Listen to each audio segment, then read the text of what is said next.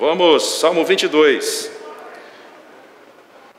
Eu já dei aula de vários salmos, e alguns deles também salmos messiânicos, né? E esse Salmo 22, ele é um salmo messiânico. Nós iremos perceber em vários versículos, você vai se lembrar talvez de situações de Isaías, dos evangelhos também que os citam, né? Então é um salmo realmente que vai ter um paralelo muito grande com o sofrimento e a vitória de Jesus Cristo ali na cruz, ok? É um salmo de Davi também, escrito pelo rei Davi. Tem um nome aqui que chama aqui, sofrimento e vitória do Messias, mas aqui está Corça da Manhã. Isso aí, há muita polêmica em relação a esse subtítulo aqui do Salmo. Não vou adentrar nessa questão. Vamos diretamente aqui para o próprio texto do Salmo 22. Algumas curiosidades que nós temos. Muitos estudiosos apontam para esse salmo no sentido mais profético do que de alguma experiência específica do próprio rei Davi. Okay? Contém muitas evidências do sofrimento e da vitória de Jesus, e através desse salmo, começa uma série de 3 salmos, nos quais podemos ver Jesus como pastor, né? Depois do Salmo 23, próximo domingo, nós teremos aqui o estudo do Salmo 23, todo mundo conhece muito bem, que fala do pastor. Qual o objetivo desse salmo? O objetivo principal é mostrar a maneira correta de lidar com o sofrimento e, de forma profética, mostrar o sofrimento de Jesus para cumprir o plano de Deus para a ressurreição dos homens. Nós podemos dividi-lo em 2 partes. A primeira parte, dos versos 1 ao 21, fala dos sofrimentos proféticos do Messias, e nos versos 22 e 31, as glórias que virão. Começando pela primeira parte, certamente, vamos para o primeiro versículo. Eu estarei usando aqui verso a verso, em alguns momentos estarei usando versos em conjunto, mas nesse primeiro verso é um verso que talvez você vá se lembrar muito, porque Jesus utilizou ele da mesma forma, dizendo: Deus meu, por que me desamparaste? Por que se acham longe de minha salvação as palavras de meu bramido? Ora, essa é a primeira parte, como falei, a parte que Jesus usou na cruz, né? Então, embora estivesse aqui Davi em profundo sofrimento, pelas palavras dele aqui, e pensasse que Deus estava longe dele, certamente, mesmo assim Davi continuava crendo em Deus. Por quê? Senão ele não estaria chamando Deus meu, Deus meu. Ora, mesmo numa situação em que ele estava ali de profundo sofrimento, porque alguém para falar dessa forma está em profundo sofrimento, né? Então, mesmo assim, quando ele usa essa palavra, Deus meu, ele está dizendo que ele confia em Deus. Mesmo assim, mesmo no sofrimento tão profundo. Lá em Mateus 27, 46, a gente vai ver o paralelo em que Jesus também, vai usar esse texto. E é impossível nós não lembrarmos das palavras que Jesus proferiu na cruz. Por quê? Tanta era a dor que Jesus estava carregando pelo nosso pecado. Porque naquele momento, ele estava carregando todos os pecados da humanidade. E naquele momento, Deus realmente, o Pai, havia o deixado para pagar. Ele tinha que pagar. Era o plano de Deus Pai para ele. Então, certamente, nenhum ser humano jamais experimentou o sofrimento que Jesus teve ali na cruz, e por isso esse salmo é identificado como um salmo messiânico, porque é um sofrimento acima de qualquer um pudesse suportar. Interessante que quando você vê a primeira, meu bramido, lá na última parte do versículo, o que é um bramido? Alguém poderia dizer? Eu gosto de fazer perguntas. O que é um bramido? Aqui na escola dominical também a gente aprende português, tá? Aprende o que significa as palavras, né? Então, bramido refere-se ao quê? É a fera, certo? Refere-se ao quê? Ao rugido de uma fera, ou ao grito colérico de alguém em uma dor tão terrível. Eu não sei se você já experimentou isso, passar por uma dor tão horrível, a ponto de você gritar, ou bramir, como eu diria, como se fosse quase que uma fera, ali é aquela situação em que você vai gemer de dor, mas não é qualquer dor, é uma dor insuportável. Dizem, eu não sei, nunca passei por isso, espero que Deus me livre de passar por isso, quando você tem uma pedra no rim, a dor que é algo assim que a pessoa... Eu já vi gente sofrendo e realmente é terrível, eu já vi gente gritando de dor. Espero nunca passar. Então, o bramido geralmente tem a ver com essa situação de grito colérico ou de uma fera. Novamente aqui nos remete a Jesus Cristo ali na cruz. A dor que ele sentiu é indescritível. Nós não conseguimos descrever, tá? Você já passou por uma luta também tão terrível na sua vida, a ponto de você também gemer de dor? Todos nós, em algum momento, pode não ser aí pela dor, né, de uma pedra no rim, ou alguma outra dor aí que seja muito difícil, a dor de parto, por exemplo, também para as mulheres, né? Mas também temos as dores, o quê? Emocionais. Temos as dores espirituais. Então, qualquer um de nós, talvez, possa ter passado já por uma situação dessa. Não de uma dor física, mas de uma dor emocional muito grande, a ponto de você também gritar ou bramir. Tá? Então, precisamos entender que perante qualquer sofrimento, a primeira coisa que se faz é clamar por Deus. Aqui já tem um ensinamento. Ora, não se sabe se Davi estava realmente aqui, ou esse salmo foi uma inspiração total em relação a Cristo. Tá?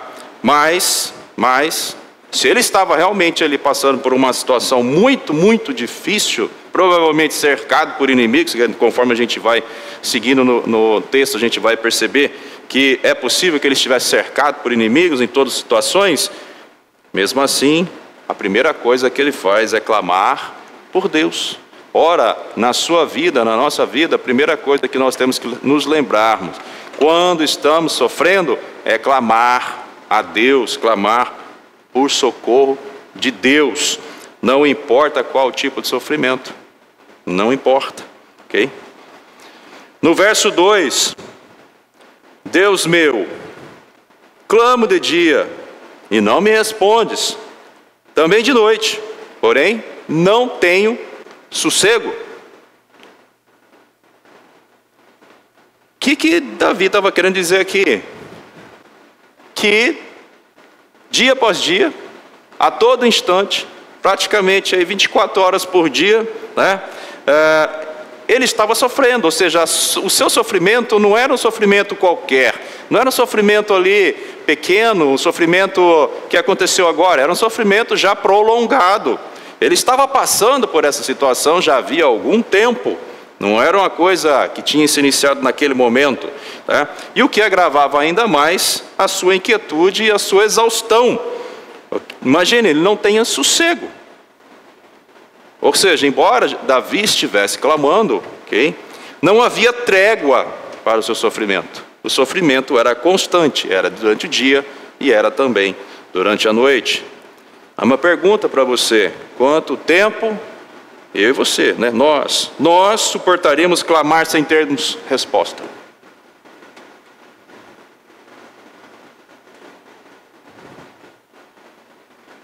Quanto tempo nós suportaríamos clamar sem ter resposta?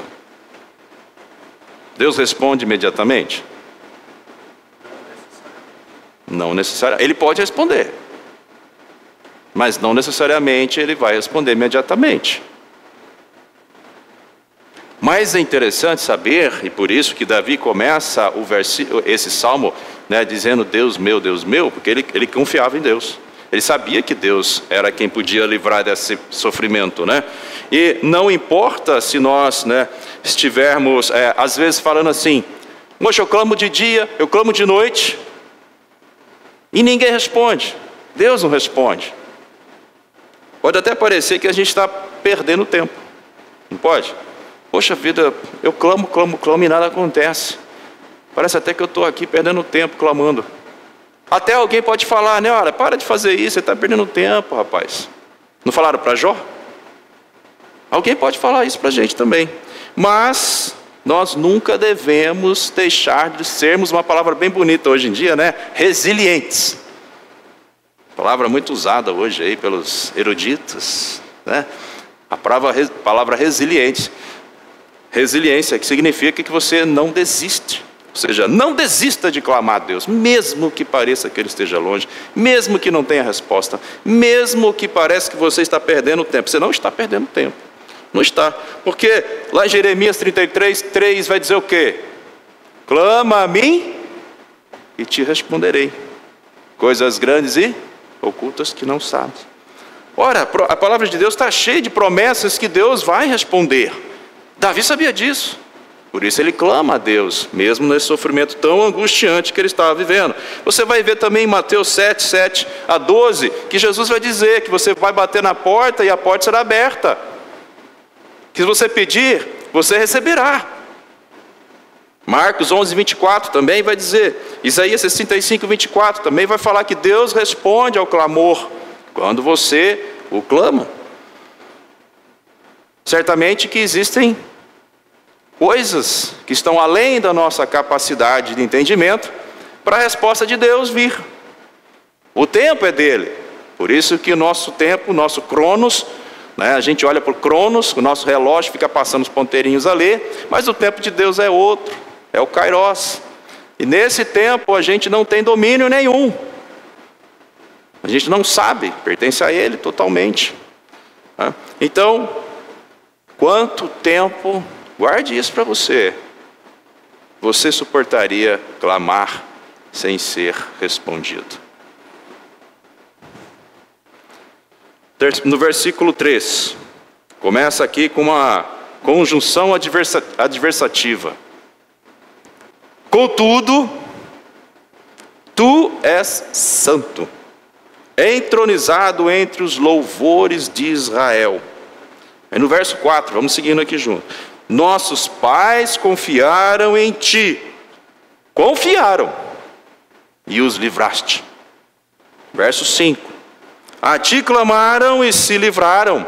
Confiaram em ti e não foram confundidos. Essa conjunção adversativa, né? Que a gente poderia trocar aqui por uma outra palavra, por exemplo, mas, porém, todavia, entretanto, no entanto, todas elas serviriam aqui. Okay? É uma conjunção adversativa. Tá? Que Davi agora ele olha e fala assim, olha, presta atenção. Embora tu não esteja respondendo nem de dia, nem de noite, embora eu esteja nesse sofrimento e o meu sossego nunca vem, ou seja, não há trégua para mim, eu estou sendo perseguido, eu estou sendo, não sei qual sofrimento exato que ele tinha, mas era um sofrimento grande, né? E ele estava então dizendo, contudo, todavia, porém, tu és santo. Confiança em Deus, mesmo na adversidade. E ele vai agora lembrar para Deus, né? Olha, seguinte, né? Nossos pais confiaram em ti. Ele poderia estar se lembrando de Abraão, quando venceu os 5 reis. Ele poderia estar se lembrando de Noé. Ele poderia estar se lembrando de vários, né? Até mesmo de Moisés, quando saiu do Egito. Ele estava se lembrando aqui. Eles confiaram em Deus e foram ouvidos. Esses homens foram ouvidos. Então os pais, né, os nossos pais seriam os ancestrais. A ti clamaram e se livraram. Confiaram em ti e não foram confundidos. Ou seja, o que Davi está dizendo aqui é olhar para o que Deus já tinha feito, na certeza de que mesmo para um povo tão duro como era o povo de Israel, basta olhar para a palavra de Deus que a gente vai ver quão duro era aquele povo. E mesmo assim Deus socorria e livrava aquele povo, um povo de dura serviço, né? Por isso ele confiava que Deus também o ouviria. Ele tinha essa confiança, mesmo quando tudo parecia dizer que não. Aqui tem um ensinamento, que quando nós olhamos para o que Deus já fez, isso traz esperança para nós. Porque nós temos uma certeza que, ora, Ele prometeu, Ele já cumpriu, e a promessa dele não morreu, continua viva. Por isso, nós também devemos confiar em Deus, mesmo nas adversidades que nós passamos. Afinal, se Deus é por nós, quem será contra nós? Está na palavra. No verso 6, Davi volta àquela fase, de novo depressiva. Mas eu sou verme, não homem, opróbrio dos homens e desprezado do povo. Primeira parte que está aqui é, Davi está reconhecendo que, pelo seu estado miserável, que miserável mesmo, né? Somente Deus poderia salvá-lo. Não haveria homem que pudesse salvá-lo. Não haveria ninguém que pudesse salvá-lo, somente Deus. Agora tem uma curiosidade, que eu gosto de trazer coisas diferentes aqui, novas, né? Em hebraico, a palavra verme está relacionada a carmesim. Vocês já ouviram falar de carmesim, né? Certo? Carmesim é uma cor, correto? Cor de sangue, cor carmesim, que é a cor vermelha do sangue. Ela é feita a partir desse verme. Interessante é que para obter esse corante, essa cor, e alimentar as larvas jovens, o que? Para mantê-las vivas, né? O verme carmesim deve morrer. Vocês perceberam, né? Lembrança da expiação pelo pecado. Opróbrio dos homens e desprezado do povo. Vamos lá para Isaías 53:3. Diz assim: era desprezado e o mais rejeitado entre os homens, homem de dores e experimentado nos trabalhos. E, eu gosto sempre de parar nas vírgulas, comum de quem os homens escondiam o rosto, era desprezado e não fizemos dele caso algum. Um paralelo muito, muito forte aqui já com o que Jesus Cristo enfrentou, né? Ou seja, opróbrio dos homens e desprezado do povo. Jesus foi desprezado pelos seus. No verso 7 agora. Todos os que me veem zombam de mim, afrouxam os lábios e meneiam a cabeça. 8. Confiou no Senhor, livre-o ele, salve-o, pois nele tem prazer. Primeira parte, todos que me veem zombam de mim. Bom, aqui, Davi sentia na pele o ataque dos inimigos, como Jesus também sentiu, né? Lá na cruz, todos zombando dele. Eram os mais próximos ali que estavam com Davi, talvez, ou seja, que estavam ao seu redor. A palavra afrouxam os lábios aqui, né? Essa parte, o que é afrouxar os lábios? O que significaria afrouxar os lábios? Alguém tem uma sugestão? Escola dominical eu não estou pregando não, gente. Pregou o pastor lá. O que significa afrouxar os lábios? O que vocês podem entender ao ler afrouxar os lábios? Afrouxar significa reduzir, tirar energia. Então, se você pensar afrouxar os lábios, pode-se entender aqui, né, que você está de maneira reduzida, balbuciando coisas, né? Ou seja, estavam murmurando, e até mesmo podemos dizer que estavam dizendo insultos, ok? Então isso significa afrouxar os lábios. E meneiam a cabeça. Meneiam a cabeça, aí todo mundo já pode imaginar que seria, né, fazer aquele, ok? É isso mesmo, meneiam a cabeça em forma de quê? De discordância de Davi e de Jesus também, tá? Então isso significa menear a cabeça. Pergunta: você já se sentiu assim, nessa situação? Você já viu alguém afrouxando os lábios para você? Você já viu alguém meneando a cabeça para você? Todos nós talvez já tivemos essa experiência, né? Desde criança a gente acaba tendo experiências dessa forma. Alguém que vai fazer assim, alguém que vai ficar falando coisas e você, o que você está falando? Né? E aí a pessoa, não estava dizendo nada. Mas no fundo só Deus sabe, né? Okay?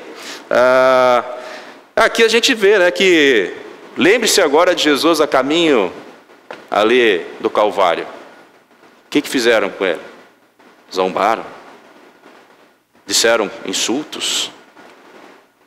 Com certeza meneavam a cabeça, certo? Menearam a cabeça contra ele, em forma de discordância de quem ele era. Então, nós realmente percebemos aqui mais um pouquinho sobre Jesus. No versículo 9 vai dizer, contudo, de novo, olha lá, a conjunção adversativa, né? Contudo, tu és quem me fez nascer, e me preservaste, estando eu ainda ao seio de minha mãe. Verso 10, a ti me entreguei desde o meu nascimento, desde o ventre de minha mãe, tu és meu Deus. No verso 11, não te distancies de mim, porque a tribulação está próxima, e não há quem me acuda. Essa parte, tu és quem me fez nascer, me preservaste, estando eu ainda no seio de minha mãe, desde o ventre da minha mãe. Aqui, Davi sabia que embora seus pais tivessem cuidado dele, como qualquer pai e mãe cuida do seu filho, foi Deus que o fez nascer. E foi Deus que cuidou para ele que pudesse estar vivo.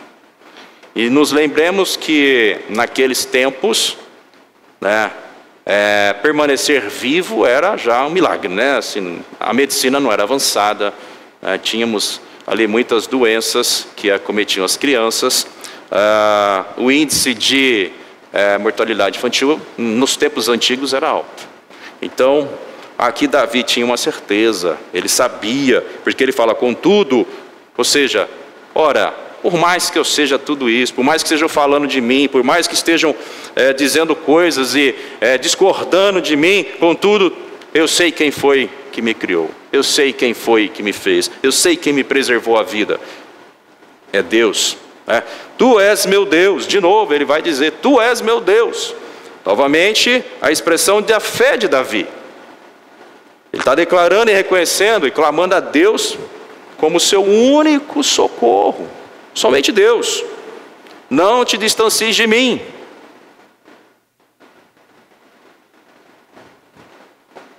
Somente assim Davi poderia suportar a tribulação, se Deus estivesse perto dele. Se ele sentisse, ali a presença de Deus perto dele. Essa última expressão, não há quem me acuda, a gente pode imaginar também ali Jesus. Ninguém podia acudir Jesus. Ninguém podia fazer nada por ele. Aliás, os discípulos que ele convidou para estar perto lá na oração, no monte, o que ele fez? O que eles fizeram? Dormiram. Ou seja, ninguém poderia livrar Jesus ali daquele momento. Falo humanamente, né? Então, Jesus precisava passar pela morte para que nós pudéssemos ter vida. Ele precisava passar e ele estava suportando. Imagina o sofrimento de Jesus. Imagina ele sabendo qual era o objetivo da vinda dele.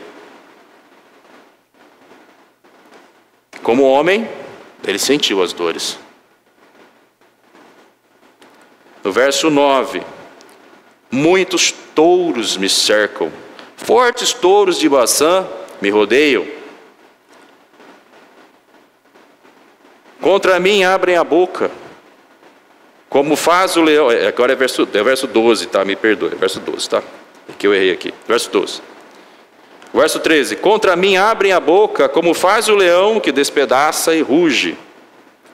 Derramei-me como água e todos os meus ossos se desconjuntaram. Meu coração faz-se como cera.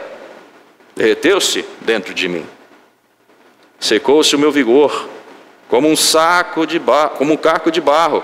E a língua se me apega ao céu da boca. Assim, me deitas no pó da morte. Cães me cercam, uma súcia de malfeitores me rodeia. Transpassaram-me as mãos e os pés. Touros, leões, cães. Aqui nesse contexto são feras, inimigos. Então Davi estava cercado de inimigos ferozes. Quando ele diz derramei como água, ele fala do seu sofrimento interno. Ele estava sofrendo internamente. Suas ansiedades eram tão fortes que seus ossos se desconjuntaram. Seu coração se derreteu como se fosse cera. Pode imaginar um sofrimento desse? Às vezes a gente lê a Bíblia e não para imaginar.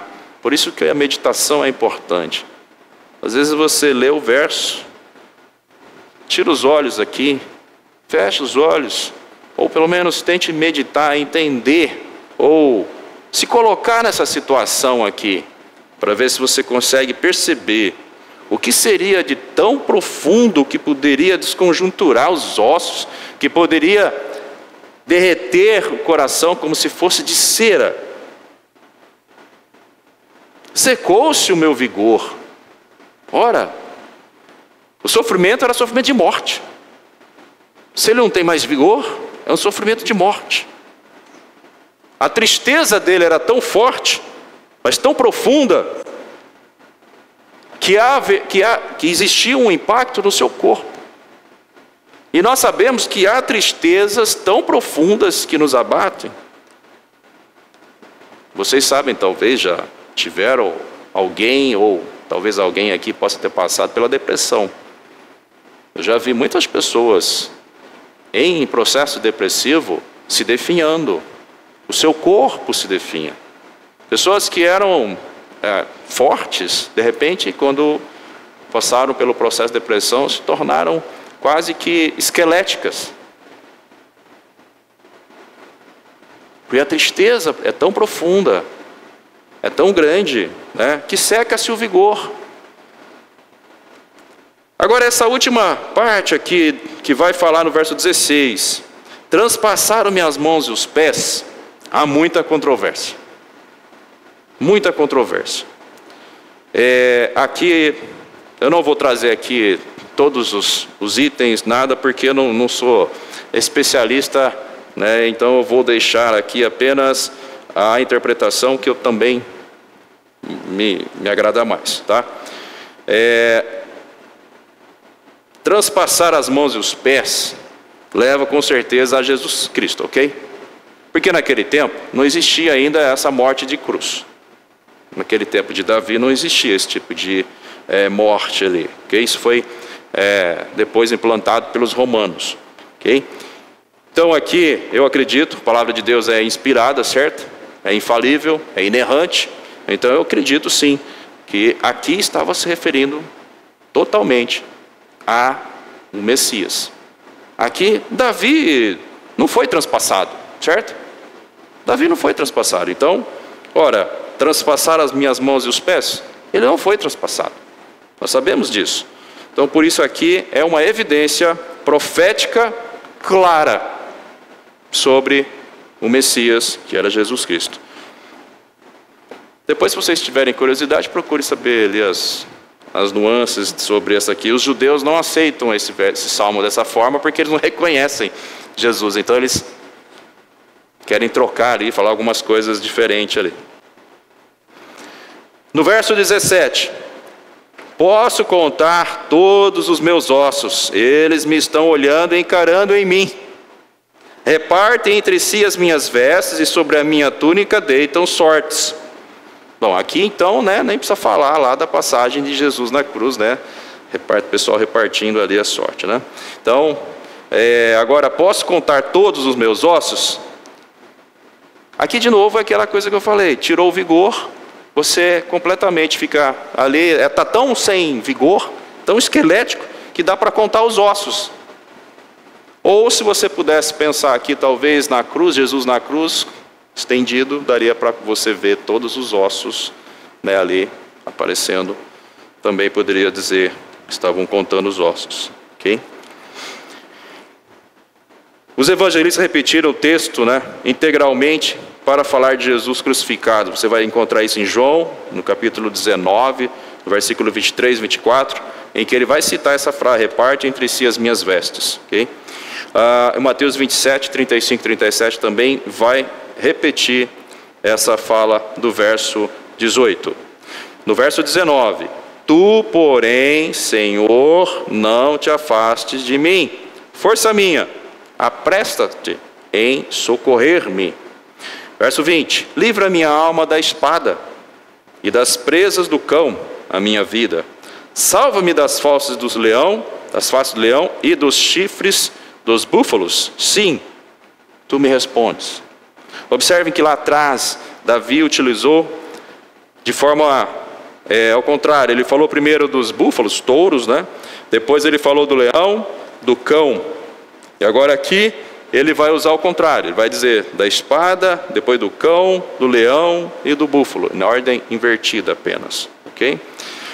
Então Davi, essa frase, tu, porém, Senhor, não te afastes de mim, ele está expressando novamente a sua fé. Ele sabia que só Deus poderia tirar o sofrimento dele. Então não te afaste de mim, Senhor. Não te afastes. Okay? Agora a gente vai entrar na parte 2, que trata das glórias que virão. Perceba agora no versículo 22 já. Olha como muda. Ah, meus irmãos, declararei o teu nome.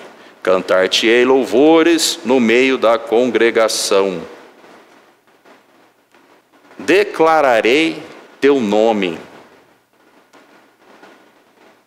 Quando você recebe um livramento, quando você recebe uma bênção, quando você entende que Deus te livrou de alguma situação na sua vida, na nossa vida, o que é que nós fazemos?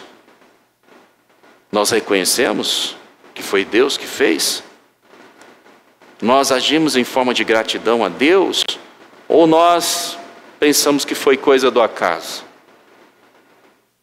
Ou tentamos até dar a honra de algum livramento para alguém? Davi não se esquecia do que Deus faria para livrá-lo. Ele contaria a todos os seus irmãos. Quem eram esses irmãos? O povo. Não eram os irmãos pessoais dele, não. Ele está dizendo aqui do povo. Todos os irmãos israelitas. E louvaria o nome de Deus no meio da congregação. Ou seja, aqui ensina uma coisa muito importante para todos nós. Se nós clamamos, quando nós pedimos, quando nós imploramos, e quando Deus responde, a honra é dele. O que Davi está ensinando é exatamente isso. Ora, eu sei em quem tenho crido, e eu sei que é Ele quem vai me livrar. E na hora em que Ele me livrar, eu farei o quê? Declararei o nome dEle. Cantarei louvores na congregação para todo mundo ver o que Ele fez por mim. Não foi ninguém que fez por mim, a não ser o próprio Deus. Olhando para o paralelo com Jesus, Jesus quebrou a barreira entre os judeus e os gentios. Agora, todos nós somos irmãos em Cristo. Ok? Vós que temeis o Senhor, que está lá no verso 23.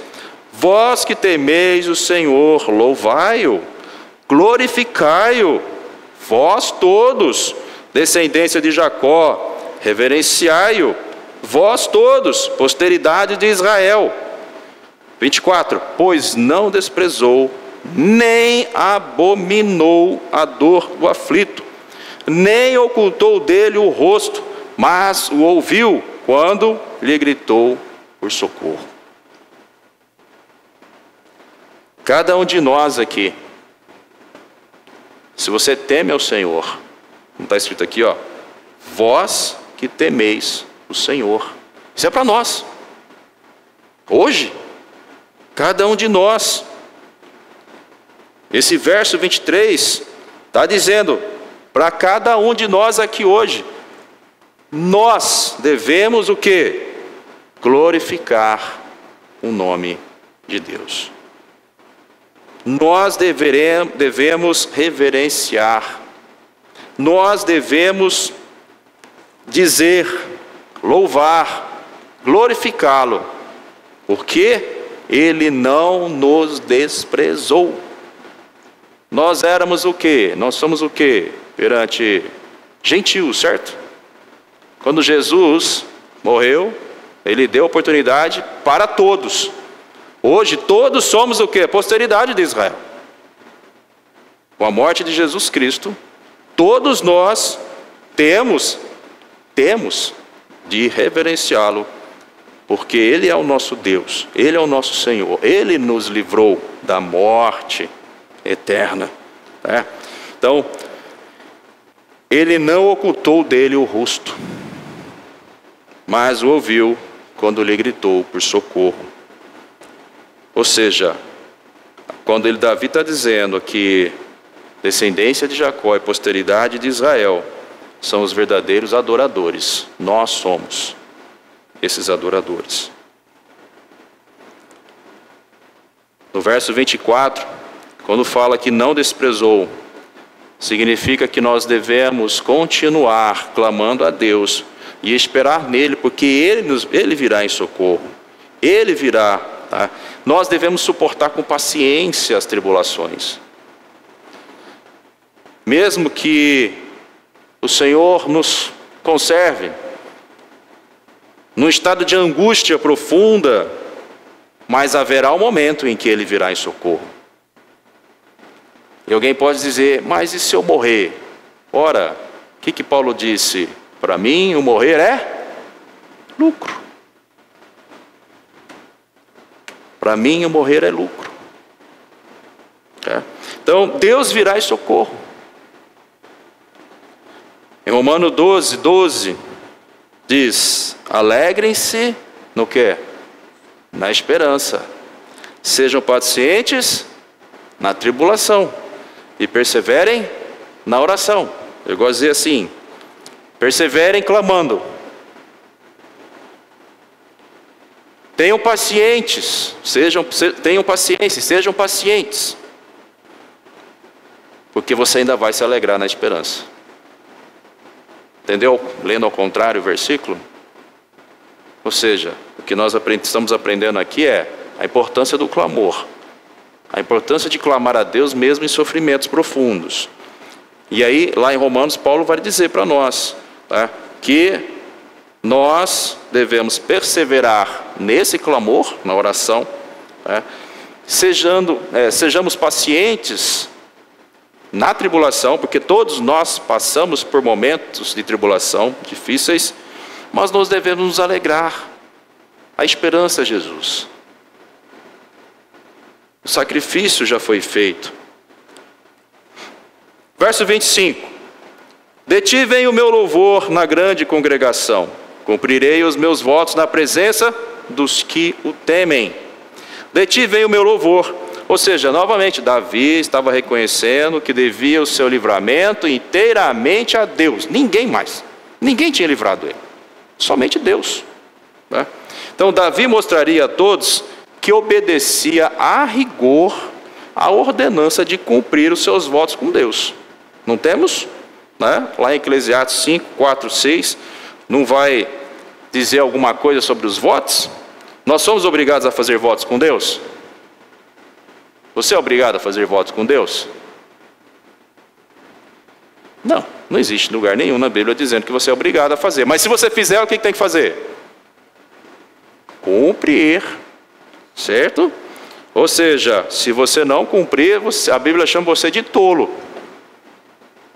Não sejais tolos. Cumpra os votos que você fez com Deus. Então, Davi, e nos Salmos, no livro de Salmos, você vai ver, em vários dos Salmos que tem esse tipo de lamentação, de clamor, você vai perceber que existe um voto. Você vai perceber que o salmista está fazendo um voto ali. Depois ele vem para dizer que ele, estava ali então declarando que Deus tinha cumprido aquilo que ele pediu. Verso 26. Os sofredores hão de comer e fartar-se. Louvarão o Senhor os que o buscam. Viva para sempre o vosso coração. Os sofredores hão de comer. Aqui está dizendo que nessa festa que Davi estava falando que ele ia fazer na congregação, os pobres e oprimidos eram convidados para aquela festa. Por quê? Porque Deus tinha dado um grande livramento. Ele estava aqui, então, a ideia aqui é para que os pobres e oprimidos, que se sentem muitas vezes esquecidos por Deus, Davi queria mostrar para eles, olha, lembre-se, olha o que ele fez por mim. Ele pode fazer por você também. É uma forma de mostrar para a congregação, para as outras pessoas, o que Deus pode fazer por eles também. Viva para sempre o vosso coração. Bom, aqui já é um pouquinho mais profundo. Como poderiam viver para sempre? Aqui tem um contexto, né? Então, nesse caso, por causa do livramento de um único homem, quem foi? Jesus, né? Todos os santos agora regozijam da vida eterna. Ou seja, viva para sempre o vosso coração. Está referindo-se aqui àqueles que crerem em Jesus Cristo, terão a vida eterna. Então, seu coração viverá para sempre. Lembre-se que é um texto messiânico. Por isso, temos que observar aqui algumas nuances que nos levam a entender que estava falando sobre Jesus Cristo. No verso 27, lembrar-se-ão do Senhor e a Ele se converterão os confins da terra. Perante Ele se prostrarão todas as famílias das nações. Pois o Senhor é o reino, e é Ele quem governa as nações. Ora, esses versículos aqui nos remetem totalmente a Jesus Cristo. Davi era conhecido no mundo inteiro? Não. Davi era conhecido ali nos círculos vizinhos ali, certos países circunvizinhos dele, ok? Certamente muitas nações da terra daquele tempo não conheciam ele e os seus feitos, né? Então, como poderiam se prostrar todas as famílias? Não tem. Agora, Jesus governa todas as nações, não governa? Está lá em Daniel 7, 13 a 14 e 27, você vai ver, falando exatamente sobre que Jesus é quem governa as nações. Em Hebreus 1, 8, diz, mas a respeito do Filho, diz, o teu trono, ó Deus, é para todo sempre. Cetro de justiça é o cetro do teu reino. Então aqui esses dois versículos é totalmente messiânico, totalmente falando, né, sobre Jesus. Pois dele é o reino, e é ele quem governa as nações. Okay? No verso 29, todos os opulentos da terra hão de comer e adorar, e todos os que descem ao pó se prostrarão perante ele, até quem não pode preservar a própria vida. Bom, opulento aqui vocês sabem o que é, né? Alguém tem? Opulento, o que significa opulento?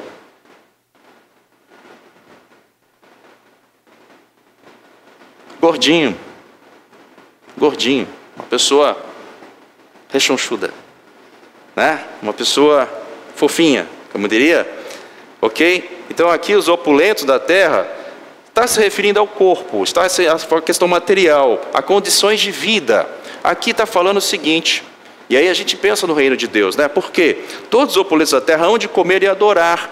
Ou seja, a festa que Davi está dizendo aqui, ela é para todos, pobres e ricos. Aqui está falando de pessoas que são abastadas, pessoas que têm condições, e por isso ele chama de opulentos da terra, certo? E essas pessoas também têm o direito de adorar a Deus, não tem?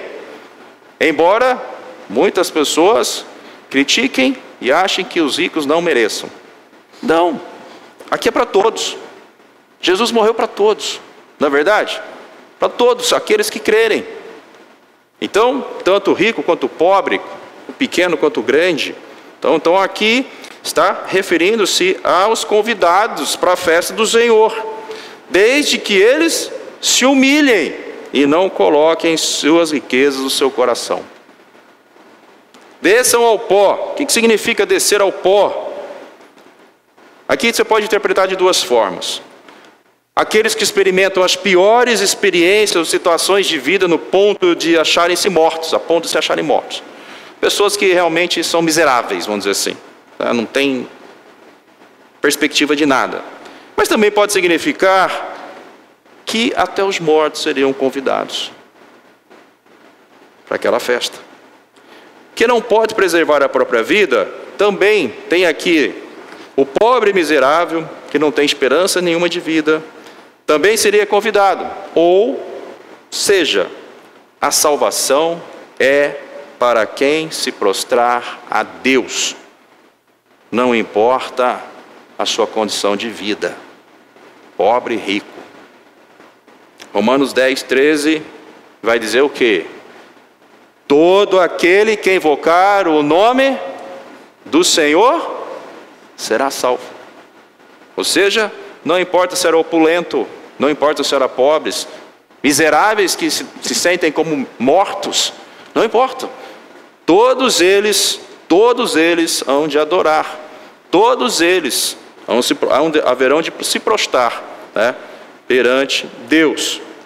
E todo aquele que invocar o nome de Deus, o nome do Senhor, será salvo.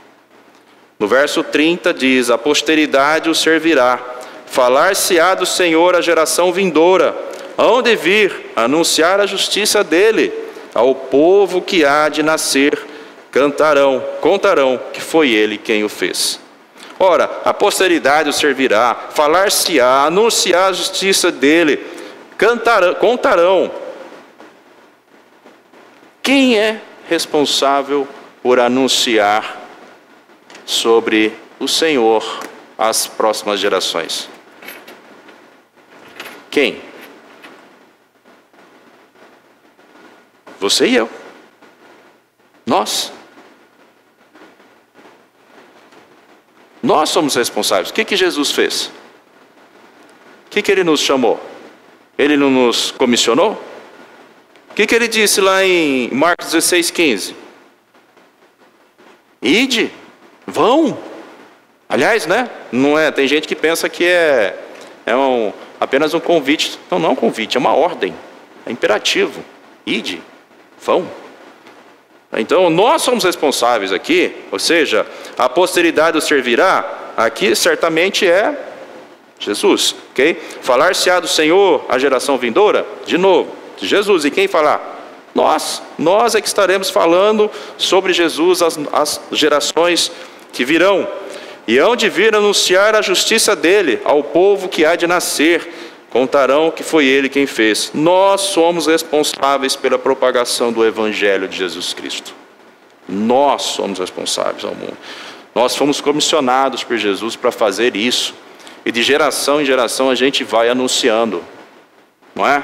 Nós somos responsáveis para anunciar aos nossos filhos. Muitos têm negligenciado sobre isso. Muitos têm negligenciado falar sobre os feitos de Jesus aos próprios filhos. Mas não importa, porque o nome dele será proclamado.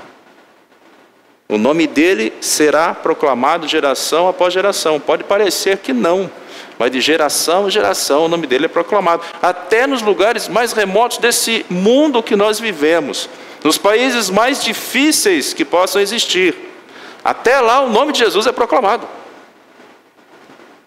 Mesmo que em secreto. Como tem muitos países que a perseguição é muito grande, mas o nome de Jesus é continuadamente proclamado. E o que ele fez continua sendo proclamado, como está escrito, ao povo que há de nascer, ou seja, as gerações que ainda irão nascer. Nós contaremos para eles que foi Jesus quem fez. Então, esse Salmo 22, o que nós aprendemos dele? Primeiro, Davi, um homem experimentado em profunda fé, mostra como devemos suportar as dores e tristezas que podem nos assolar. Segundo, mesmo que Deus pareça não responder ao nosso clamor, não devemos duvidar de sua bondade e misericórdia. Terceiro, a nossa fé não pode ser abalada por causa das intempéries da vida. Pelo contrário, os problemas fortalecem a nossa fé, desde que você creia que somente Deus pode livrar você do sofrimento. Devemos celebrar com nossos irmãos os benefícios que Deus nos faz. Gratidão a Deus deve estar continuadamente em nosso coração, em nossa mente, para que nós possamos matar o velho homem, o nosso orgulho, que habita muitas vezes em nós, e proclamar os feitos do Senhor às gerações vindouras. Eu falei hoje, durante a minha fala aqui do Salmo 66, 18, sobre a iniquidade e a vaidade. E lá tem uma recomendação muito séria. Ora, se você sentir que tem vaidade no seu coração, Deus não responde a sua oração. Porque somente Ele merece toda a honra e toda a glória. Nós não somos dignos de nada. E se você quer anunciar às gerações vindouras o que Jesus fez por nós, afaste-se da vaidade. Enfim, como é incrível estudar a palavra de Deus e ver como Deus usa homens como Davi para profetizar acerca da vinda do Filho de Deus, o Messias que viria para nos resgatar. Não tem como ler esse salmo realmente, e não pensar em Jesus Cristo, no seu sofrimento para pagar pelos nossos pecados. É impossível. Mas também ver no final a sua vitória e glória para cumprir cabalmente o plano de salvação do Pai. A Ele seja a honra e glória para todos sempre. Amém. Lembre-se, proclamem a todos os feitos que o Senhor tem na sua vida, na nossa vida. Nunca deixemos de proclamar, porque a honra não é nossa, a honra é dele. Que Deus abençoe a cada um de nós. Bom domingo a todos. Deus abençoe.